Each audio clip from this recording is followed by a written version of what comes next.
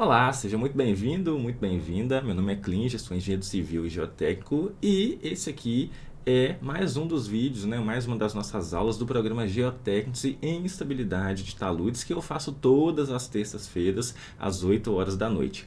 E especificamente hoje, feriado, eu resolvi fazer uma coisa diferente. Eu resolvi liberar algumas aulas dos nossos treinamentos, dos nossos cursos online, como o curso de estabilidade de taludes em solos e rochas e também curso Expert, curso de Slide 2, de GeoStudio. Então, são aulas teóricas que estão lá dentro dos nossos cursos e eu resolvi disponibilizar para você aqui nesse feriado. Essa aula vai ficar disponível por mais ou menos 7 dias aqui no YouTube para você poder voltar e assistir. E se você também tiver interesse em adquirir esses nossos cursos, nós podemos conversar mais à frente. Posso deixar aqui um link na descrição desse vídeo. Mas aproveita comigo a aula agora. A gente vai falar sobre diferentes movimentos de massa, beleza? E qualquer dúvida que você tiver sobre esse assunto, pode deixar aqui nos comentários. Vamos lá! Vamos lá agora falar sobre movimentos de massa. Bom, o que se trata, né? O que é um movimento de massa? Às vezes, a gente está muito habituado a escutar deslizamento, escorregamento, barranco que desceu. Agora, o que vem a ser esse termo, movimento de massa? A gente pode definir da seguinte forma: é qualquer deslocamento de um determinado volume de solo e ou rocha. Isso é movimento de massa. Ah, é um talude que rompe, é um muro de arrimo que rompe, né? Isso é um movimento de massa. Beleza? Ok.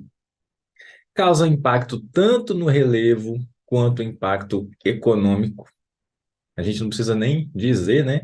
Pega aí os últimos acontecimentos, quanto de pessoas que muitas vezes são desalojadas, perdem as suas casas e tudo, né, que elas têm, quando principalmente envolve aí áreas de risco, envolve ocupação desordenada. Várias classificações surgiram ao longo dos anos e nós temos classificações internacionais. Nós vamos ver que alguns autores acabaram trazendo classificações mais voltadas para a nossa dinâmica ambiental brasileira e a gente vai falar um pouquinho sobre essas classificações gerais. Então você vai ver de literatura aí, ó, 1875, 1882, né? Por volta aí do século XIX, a gente já tinha estudos sobre esses movimentos de massa a nível internacional. E a maioria delas vai ter uma aplicação que é mais regional. Por quê?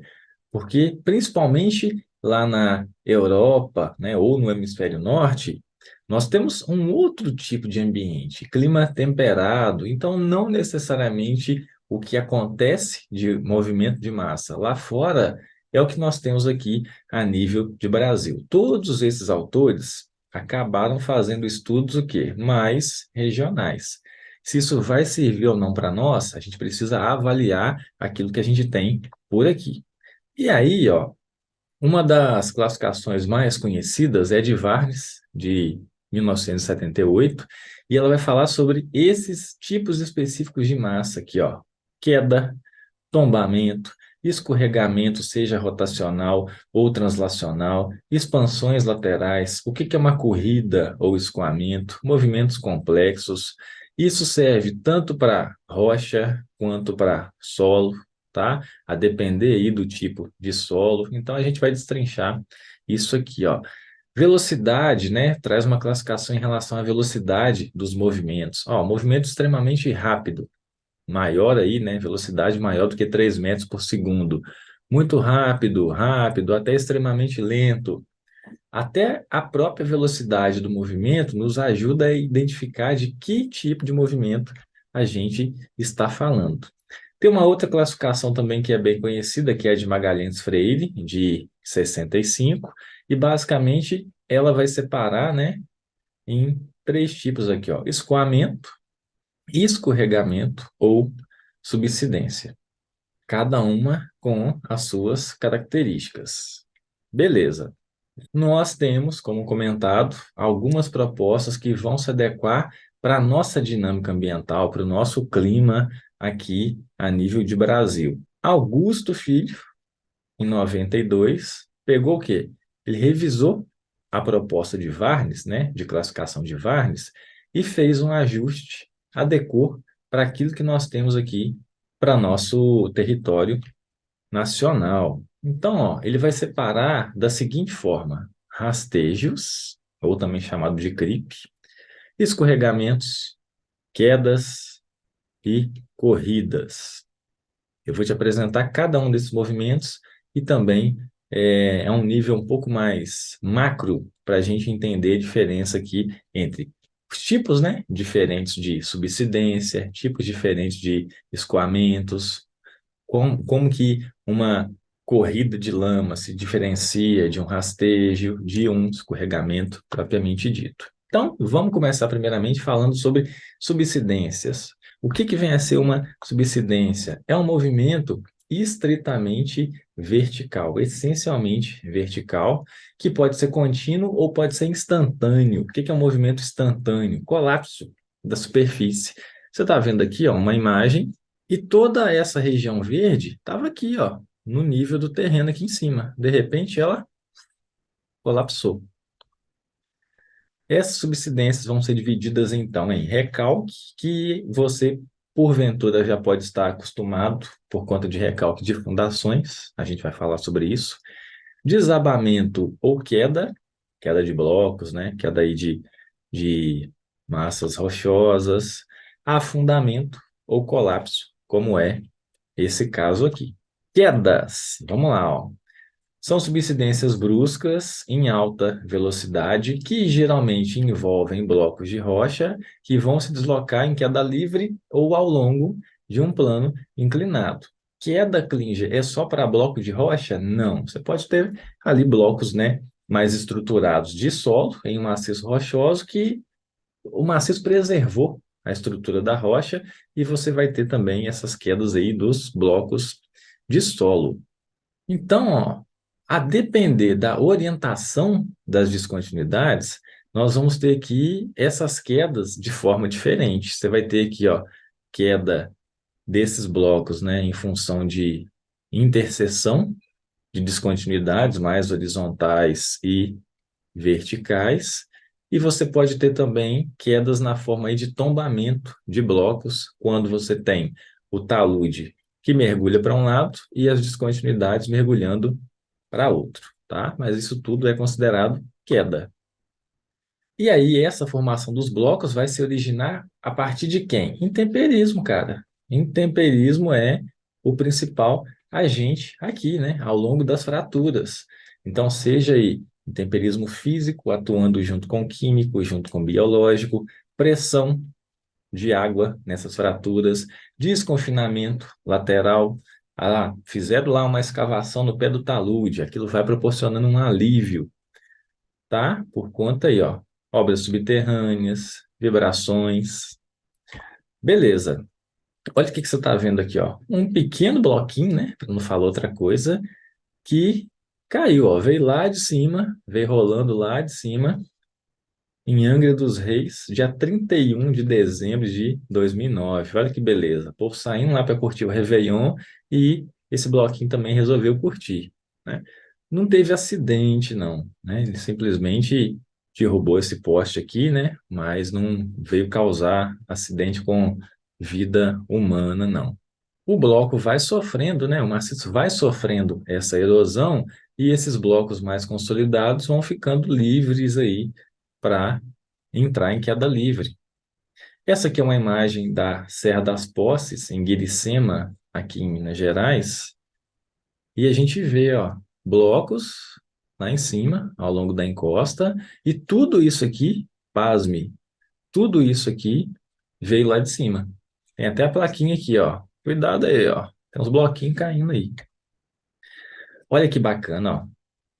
Mesmo lugar, Serra das Posses, em Guiricema. Olha o que a gente vê aqui, ó. O bloco, como se fosse a verruga do padre que tem em Serra dos Órgãos. Se alguém chegar aqui e dar uma bicuda, esse bloco sai descendo, né? Como que o bloco é formado? Em função, ó, das estruturas. Olha lá, ó. Você tem aqui a família de fraturas na horizontal, na vertical, e o relevo vai sendo modelado em função aí do intemperismo, em função da erosão. Quanto mais consolidado é o bloco em meio ao maciço, o que vai acontecendo? Ele vai ficando lá até ser modelado e poder entrar aí em queda livre. Olha isso aqui, ó. Aqui já é em solo, né? A gente tem a possibilidade de um desplacamento por conta de que aqui foi uma escavação, né? E você vai ver aqui as lascas igual cebola, né? Que pode muito bem, ó. Essa interface aqui desse solo residual maduro aqui, ó, e o solo residual jovem, isso aqui pode ser suficiente para formar um plano aqui, né? E isso aqui vem a tombar. E olha lá, ó. Isso aqui é alívio de tensão, né? Ok. Lembra que a gente falou que queda não acontece só com blocos de rocha? Tá faltando alguma coisa aqui dentro, né? Esse aqui já é um maciço bem temperizado, que foi herdando as estruturas de um gneiss. Então, ó, olha a parte que faltava, onde que ela tá. Aqui, ó. É um bloco. Isso aqui já tem comportamento de solo, mas ele herdou lá a estrutura, né, da rocha. Colapso. Vamos lá. Eu não sei se você chegou a ver, isso saiu na internet, né? Saiu na televisão. Uma dolina que abriu em Coromandel, em Minas Gerais. Não sei se foi 2015, mas ó, 30 metros de diâmetro, 20 metros de profundidade. Isso aqui era terreno, né, de cultivo. E aí é região cárstica. A água vai simplesmente lavando esse material, lixiviando, e aí vai perdendo a estrutura, né? Vai perdendo a sustentação. Ocorrem cavidades feitas pelo homem, como túneis, poços, mina subterrânea, e também é frequente em terrenos cársticos, tá? Por conta de quê? Por conta de dissolução do calcário, que é causada por fluxo da água. À medida que você vai tendo aí, né, a resistência da rocha sendo culminada por conta dessa dissolução, você vai perdendo essa sustentação a ponto de poder ter esse colapso da superfície. E quais são, portanto, as principais ocorrências? Ó, zona de calcário, mármore, dolomito e solos colapsíveis. Ok. E aí a gente pode distinguir essas causas, né, tanto em naturais quanto em antrópicas, ó. Processo natural de solução de calcário, né? Dolomito, acomodação de camadas de substrato por conta de peso, né? A acomodação é, você vai tendo aí depósitos, vai aumentando o peso sobre uma laje específica, uma posição específica, e também deslocamentos aí ao longo de planos de falha. Agora, e processo envolvendo ação antrópica? Bombeamento, rebaixamento de nível d'água, tá? Água subterrânea, recalque por acréscimo de peso, tá? Estruturas aqui, ó, galerias de mineração subterrânea, tudo isso pode vir a perturbar o estado de tensão no solo e você ter aí uma variação na tensão efetiva a ponto de poder causar um colapso. E isso na paisagem é muito até bacana. Olha só que legal isso aqui, ó. Lá de baixo, depois que a merda já aconteceu, é chique demais, né? Vira até ponto turístico. Em zonas cársticas, ó, vamos entender isso aqui, ó. O que que acontece em zona cárstica? O problema é dissolução química da rocha. Tem a ver com água? Tem totalmente, né? Tem tudo a ver com água e você vai ter a formação aí de caverna, dolina, né? Vales, rios subterrâneos. Olha lá, a imagem está mostrando, né? Ó, vale fluvial, as cavernas, ó, por conta de quê? De dissolução química. Essa infiltração geralmente vai poder acontecer por descontinuidade na rocha, né? Até que essa água atinja aí as camadas mais solúveis. E por descontinuidade aqui, a gente pode estar se referindo, né, a contatos, né, entre rochas, fraturas, como planos de ruptura, né, da rocha, falhas, planos entre camadas de rocha sedimentar, tudo aí que vai conduzir a água pelo maciço.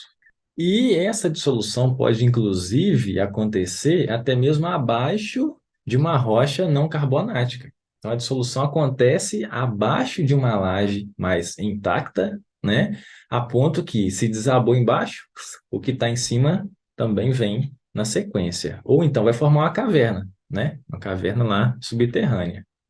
Olha aqui, essa imagem da CPRM 2018 é bem ilustrativa, porque ela mostra, ó, a gente tem aqui um solo de cobertura, vai havendo fluxo de água, essa infiltração vai causando o quê?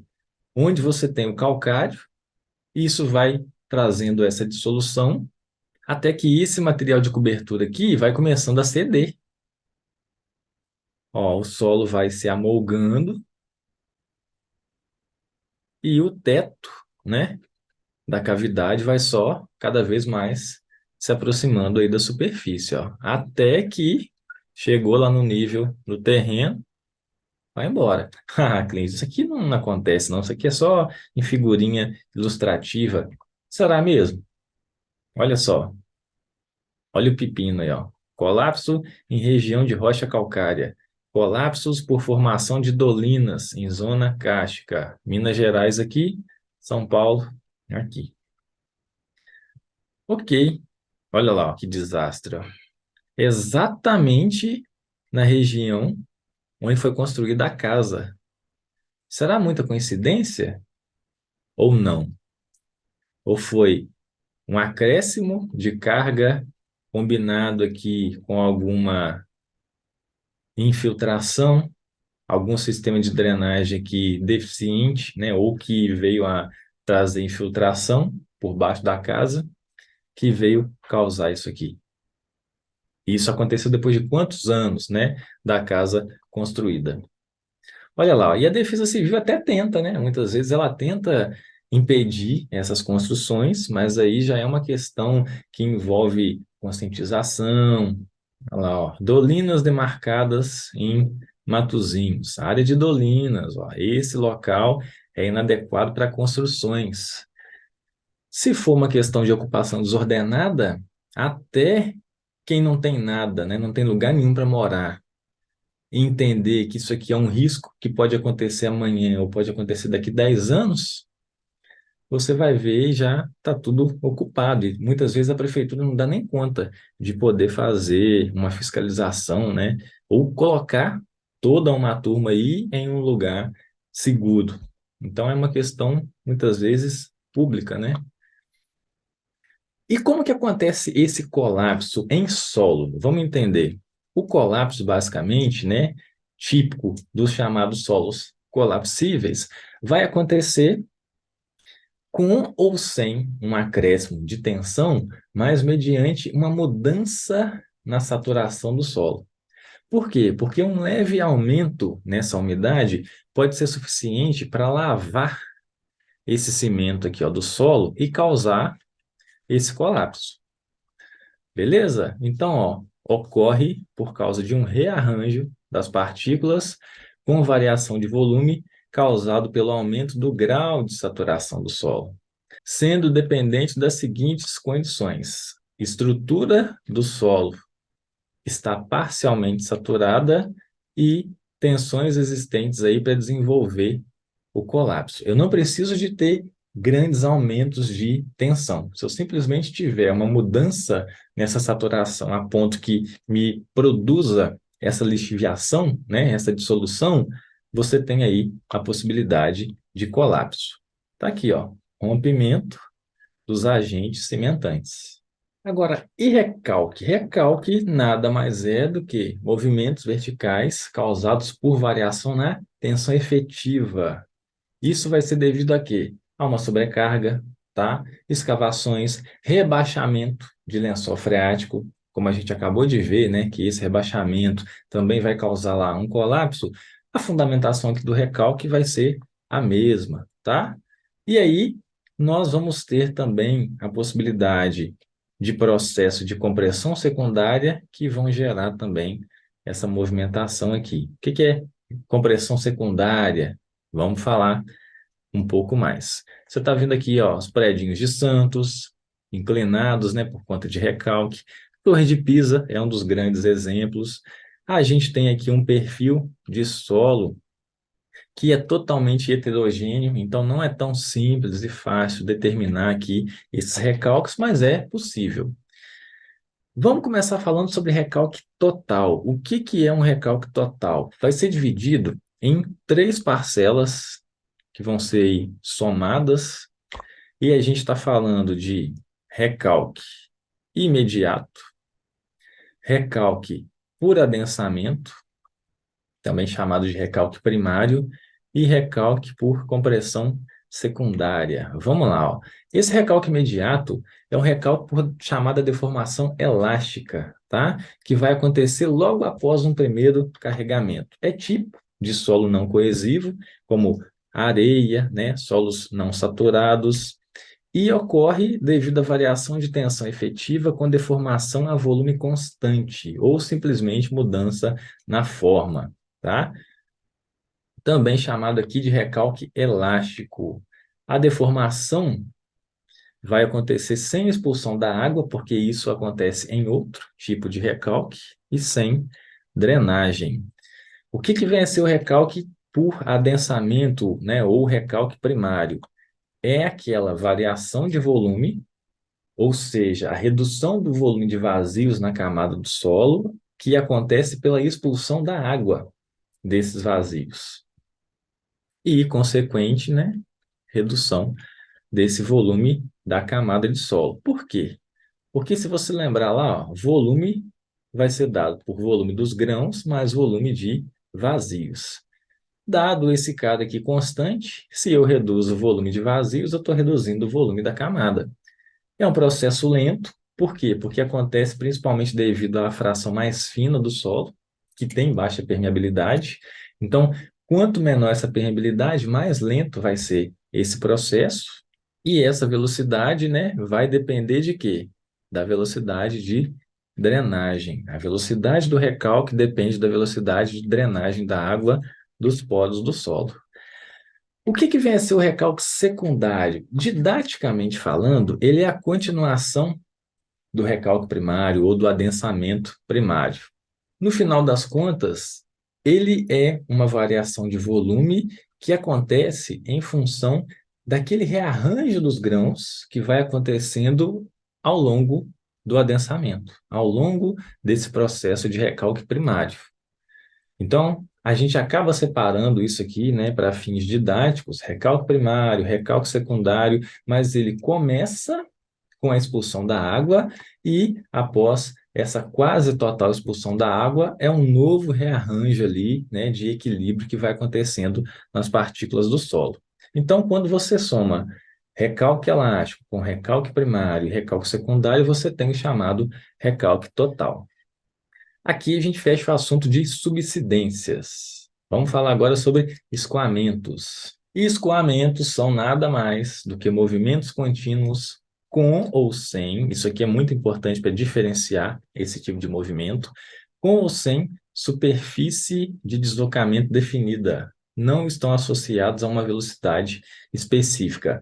Dois tipos de escoamentos que a gente tem aqui clássicos: rastejo, quando esse movimento é muito lento, ou corridas, quando o movimento é rápido, tá?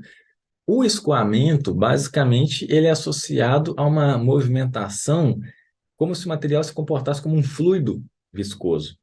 Então, não é exatamente uma ruptura clássica, né? Você tem aí até uma certa dificuldade em enxergar a posição que está, o material, né? A massa que está rompendo da massa estável. Então, esse aqui é um exemplo causado aí, né, na Venezuela, em 99, ó.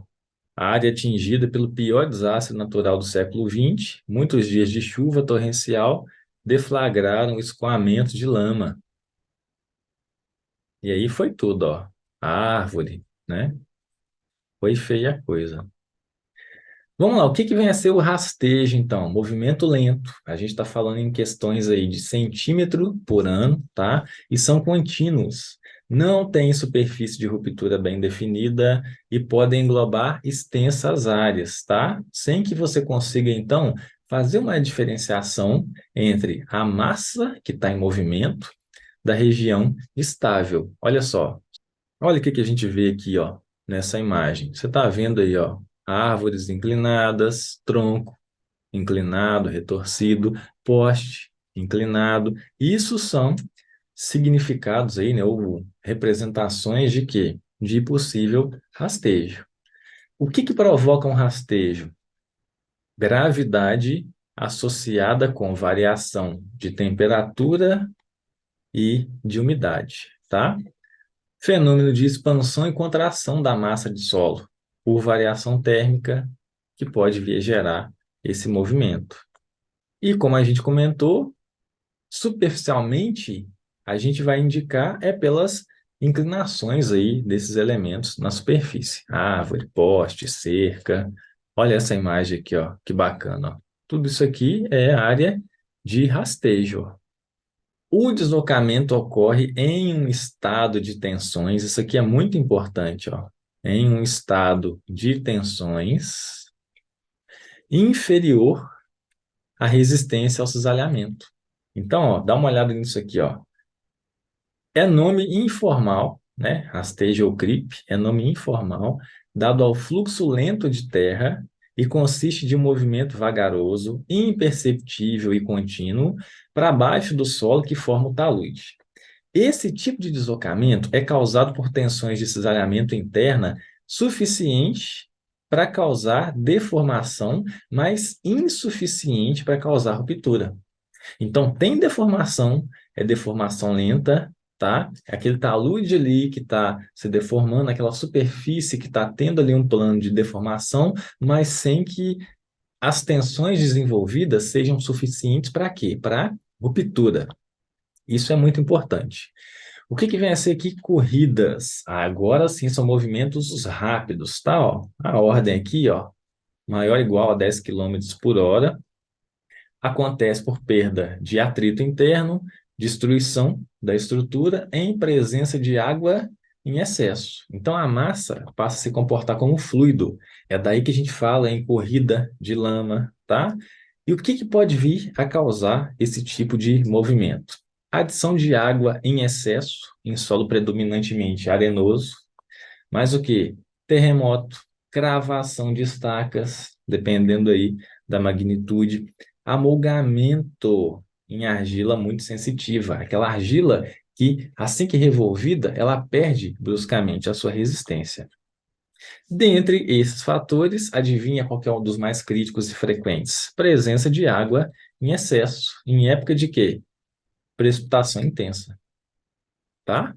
Exemplo clássico, região serrana do Rio de Janeiro, ó. Você tem aqui uma região de vale, tá?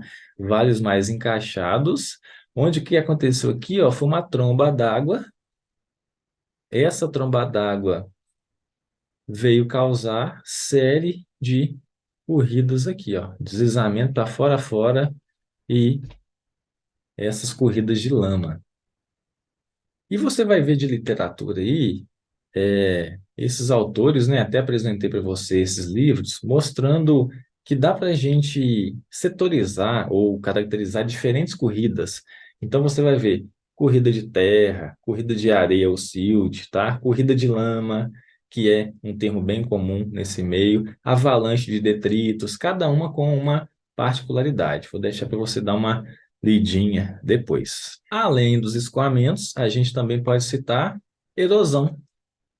Essa erosão vai ser um processo ou antrópico ou natural, a associação de escorregamentos sucessivos com processos erosivos pode se dar como resultado da nossa dinâmica de evolução de vossorocas. Então, é uma coisa ali, né? Uma erosãozinha que começa muitas vezes inocente, na hora que você vai ver, já virou um problemão, né? O norte do país sofreu há pouco tempo com isso. Infiltração de água, ó, reduz a sucção do talude e dependendo da duração e intensidade da chuva, pode deflagrar um processo de escorregamento. Então, o que que a infiltração da água tem a ver com erosão? O que que o escoamento superficial tem a ver com erosão? Pô, a principal forma da gente prevenir processo erosivo é com uma cobertura vegetal e também com drenagem. Aqui a cobertura vegetal vem com tudo, né? Por quê? Porque lá atrás a gente acaba falando que cobertura vegetal não estabiliza a talude. E de fato ela não estabiliza, mas ela é um agente que vai ajudar nesse combate a esse início aqui de movimentação de massa. Então são duas coisas bem diferentes. Olha só, agente erosivo aqui é o quê? Animal, ó, coruja, tatu, tá? Juntamente com a água, sempre. Olha que beleza, ó. Vossoroca, fenômeno geológico que consiste na formação de grandes buracos de erosão causado por, olha quem está aqui, ó, chuva e intempéries em solos onde a vegetação é escassa e não mais protege o solo. A vegetação não mais protege o solo. Não é a vegetação não mais estabiliza o solo. São duas coisas diferentes, tá? Vamos falar agora sobre escorregamentos. Você está vendo aqui um acidente na Serra do Mar, entre Paraná e Santa Catarina, dia 29 de novembro de 2022. Lembra desse episódio? Ó, uma massa que deslizou e teve acidente aqui, ó, com um caminhão, né? Veio parar carro aqui para baixo, se eu não me engano. Teve soterramento. Tinha até prefeito de cidade vizinha que foi atingido aqui. O que que é um escorregamento? Movimento rápido que, ao contrário lá dos escoamentos, ele possui uma, ou eles, né, possuem superfície de ruptura bem definida. E aí, se a gente volta lá na nossa teoria, a gente vai ver que essa ruptura acontece por quê? Porque você vai ter, ó, tensões cisalhantes mobilizadas na massa de solo ou rocha, atingindo a resistência ao cisalhamento. Então, vamos pegar aqui, ó. Tenho lá uma encosta. Isso aqui foi período chuvoso. Então, essa encosta tinha lá uma possível superfície de ruptura, e aqui estava tudo ok, ó. Resistência ao cisalhamento, e essa massa tem uma tensão atuante aqui, ó, devida ao peso, né? Então, vou chamar aqui de sigma S. A partir de infiltração da água, a partir da elevação do nível piezométrico aqui, ó, dentro desse talude, essa massa fica mais pesada, essa tensão atuante aqui aumenta, e o que que acontece com o fator de segurança? Ele vai reduzir até a possibilidade de ruptura. Beleza? E tanto em solo quanto em rocha, tanto em maciço terroso quanto rochoso, essa ruptura ocorre pela superfície que apresenta a menor resistência. Ok, olha lá, ó. Litoral de São Paulo, fevereiro de 2023. Aí você fala, é tragédia anunciada. Aconteceu morte à vontade e a culpa é simplesmente do governo. No final das contas, é uma questão complicada, né? O governo, obviamente, tem toda uma obrigação de fiscalizar, né? De trazer condição aqui de segurança, de monitoramento, mas esses casos aqui, ó, principalmente litoral de São Paulo, foi uma chuva que você não vai ver nenhum projeto de estabilização aí, até mesmo para barragem, considerando. É uma coisa fora de normal, né? Mas a gente tem que fazer de tudo, né?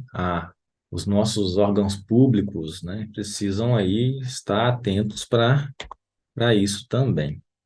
Elementos de um escorregamento, ó. Depois que rompe, você vai ver aqui, ó, isso aqui está lá na norma, né, na 11682, a norma de estabilidade de encostas, e ela vai apresentar lá, ó, o que que é escarpa, né, depois que rompeu, a parte mais superficial, a crista do talude, o flanco, laterais, o pé da massa que escorregou, né? Aqui em 2D.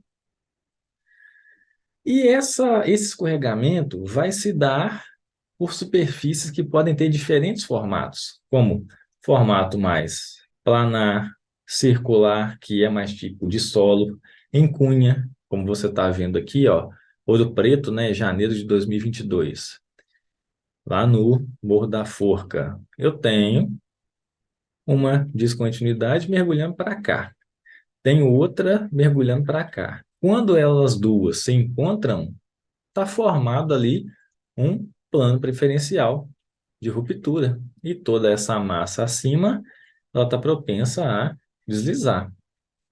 Você pode ter uma combinação dessas formas, né? Circular, depois ela vem mais planar, quando encontra aqui uma laje de rocha, por exemplo, e assim por diante. São as chamadas superfícies mistas.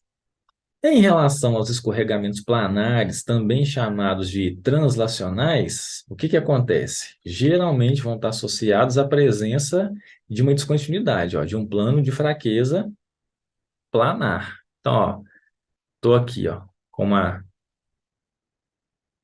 uma camada de rocha abaixo de uma camada de solo. Uma ruptura pode começar a se desenvolver aqui, ela encontra essa laje de rocha e vem aqui, ó, vem abaixo, né, a romper. Ó, pode acontecer, ó, por uma descontinuidade que mergulha para cá, juntamente com uma outra que pode ser por conta de uma fenda de tração. Esse aqui é um esqueminha, né, mostrando isso, ó. A ruptura vai ser uma massa que tem o seu peso sobre uma descontinuidade, por exemplo, ou plano de fraqueza. Quando a gente tem aí o encontro dessas duas descontinuidades, né, a gente está propenso à formação de uma cunha. Aqui você vê em 3D, se a gente for olhar em 2D, basicamente é ao longo de um plano aqui, que é o encontro dessas descontinuidades. Agora, a gente pode ter também escorregamentos circulares ou chamados rotacionais, que são mais típicos de solo. Então, quando você tem solo, né, um perfil aí mais homogêneo, a tendência é de uma ruptura com formato mais circular. E quanto mais anisotrópico for o material em relação à resistência, o que que vai acontecer? Essa ruptura tende a ser mais achatada, seja aí para vertical ou seja para horizontal. Ó, é até bonito, né? Ó, você vê tudo verdinho lá e aqui o solo com essa coroa mais circular aqui, né?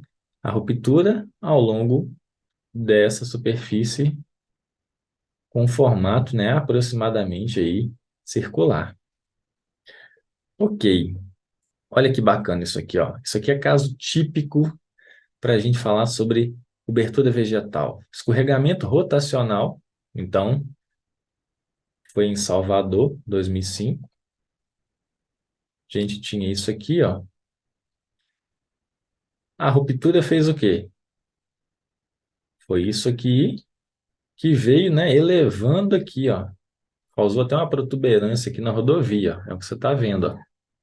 E por que que eu gosto sempre de falar dessa imagem? Porque você está vendo cobertura vegetal em todo o talude, você está vendo sistema de drenagem.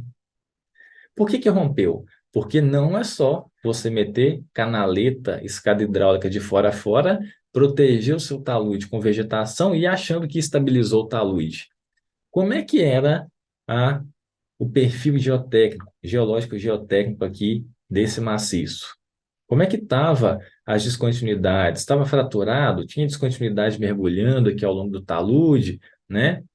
E aí a ruptura aqui poderia ser até mista, né? Começa a circular, depois ela vem mais planar aqui e volta. Então, depende muito. Não é simplesmente pensar aí no que você está vendo, não é só o externo. Todo um perfil geológico, geotécnico, com as suas resistências, suas orientações, vão ditar muito essa questão da ruptura, tá? Do maciço.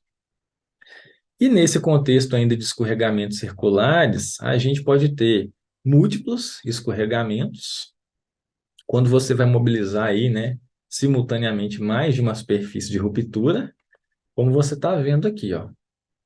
Quando os mecanismos de ruptura evoluem ao longo do tempo no sentido da crista, são denominados retrogressivos. Aqui, ó, figura B. Começou a romper da porção inferior para cima ao longo, né, ou avançando para a crista. Movimento retrogressivo. E caso aconteça o contrário, né, a ruptura começa aí de porções superiores e vai mobilizando outros aqui para baixo, a gente fala em movimento progressivo. Beleza? Olha aqui, ó, um exemplo, ó. Movimento retrogressivo, esse aqui, ó. Começa na parte mais inferior e depois vai caminhando aí, né, sentido a crista. Ok. Olha as superfícies mistas aqui, ó. Começa lá rotacional, encontra uma laje de rocha, uma descontinuidade, e depois ela vai sair com uma protuberância aqui na frente também, ó. Então, superfícies mistas ou superfícies planas. Você pode ter aí os diferentes tipos. Aqui eu trouxe quais são as principais causas, né, de ruptura. Então, a gente vai ter tanto o aumento de uma solicitação, como sobrecarga, solicitação dinâmica, pressão lateral, remoção de massa, como alívio, né, de tensões, quanto redução na resistência ao cisalhamento. Então, é como se aqui a gente estivesse falando em causas externas e aqui em causas internas, no maciço. E aqui está listado, ó, execução de corte, né, com a geometria incorreta, falta de projeto. O que que é projeto? Para fazer ali um cortezinho num talude, execução deficiente de aterro, execução deficiente de compactação, lançamento de lixo nas encostas. E em relação à redução da resistência ao cisalhamento, a gente pode citar remoção da cobertura vegetal, lançamento aí de águas pluviais, né, águas servidas, vazamento na rede de abastecimento, tudo que vai levar a uma redução na resistência ao cisalhamento. E espero que você tenha gostado dessa aula, desse assunto, né, que é a base de estabilidade de taludes. Para se pensar, se estudar estabilidade de taludes, nós precisamos inicialmente entender os possíveis tipos de ruptura, de movimentos de massa. E eu quero te convidar para um evento que vai acontecer entre o dia 26 de fevereiro e 1º de março, que eu chamo de Semana da Estabilidade de taludes com o tema Softwares, onde a gente vai discutir sobre como você, que é engenheiro civil, engenheiro de minas, ambiental ou geólogo, pode ingressar na geotecnia, aumentar o seu faturamento, caso você já tenha aí uma empresa e queira prestar serviços em estabilidade de taludes, através do domínio de algumas ferramentas computacionais mais exigidas hoje no mercado, como GeoStudio e Slide 2. Então, aqui na descrição do vídeo tem um link onde você pode fazer a sua inscrição gratuita, é bem rapidinho, você vai se cadastrar e vai entrar para o nosso grupo de WhatsApp do evento, por onde a gente vai enviar o acesso às aulas. Vão ser 3 aulas entre os dias 26/2 e 1º/3, né, 1º de março, e já na semana que vem a gente vai começar com um aquecimento, uma série de lives para te contextualizar, caso você não tenha uma base teórica boa em estabilidade de taludes, te contextualizar para nessa semana, do dia 26 de fevereiro a 1º de março, a gente tratar sobre prestação de serviço, sobre principais setores de mercado onde você pode atuar, tipos de serviços que você pode realizar e com que tipos de análises, tá? As principais análises de estabilidade que você pode fazer dentro desses softwares. Então, entre aqui na descrição do vídeo, faz o seu cadastro e até a semana que vem.